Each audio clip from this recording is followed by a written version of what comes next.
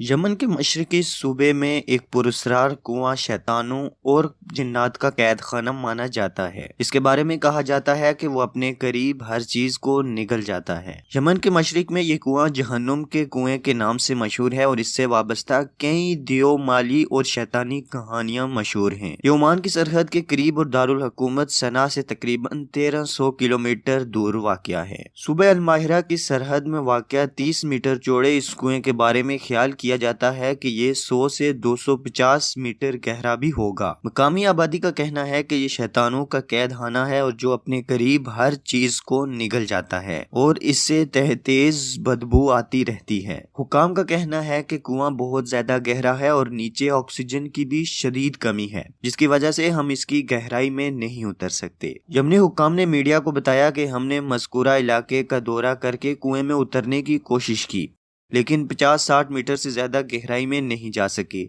लेकिन हमने अंदर अजीब सी बू महसूस की है और इसके अंदर बहुत ही पुरस्कार सूरत हाल थी। यमनी हुकाम का कहना है कि ये कुआं लाखों करोड़ों बरस से मौजूद है और इस पर मजीद तहकीक और तफ्तीश की जरूरत है। फिलहाल लोगों का मानना है कि यहाँ जिन्नात के कबाइल आबाद हैं। किनारे पर खड़े होकर सिर्फ इसकी बाहरी दीवार दिखती है या फिर इसके अलावा वो परिंदे जो अंदर से बाहर की तरफ उड़ रहे होते हैं। जिन अफराद ने कुएं के अंदरूनी मनाजिर को कैमरे में अक्सबंदी करने की कोशिश की है, उनके मुताबिक भी ऐसा करना नामुमकिन है। मकामी अफराद समझते हैं कि कुआं अपने करीब मौजूद किसी भी चीज को निगल लेता है। हुकाम के मुताबिक ये कुआं करोड़ों साल कदीम है। सदियों से ये कहानियां गर्दिश करती रहती हैं कि कुएं की तरफ जाने या इसके बारे में बात करने से भी बदशगुनी होती है। मकामी आबादी ये भी समझती है कि इसके अंदर जिन और भूत रहते हैं। यमन 2014 से खाना जंगी का शिकार है और जहां हौसी बागी हुकूमत के खिलाफ लड़ाई में मसरूफ हैं। अक़वाम मुत्तहिदा का कहना है कि यमन को दुनिया की बदतरीन इंसानी बहरान का सामना है,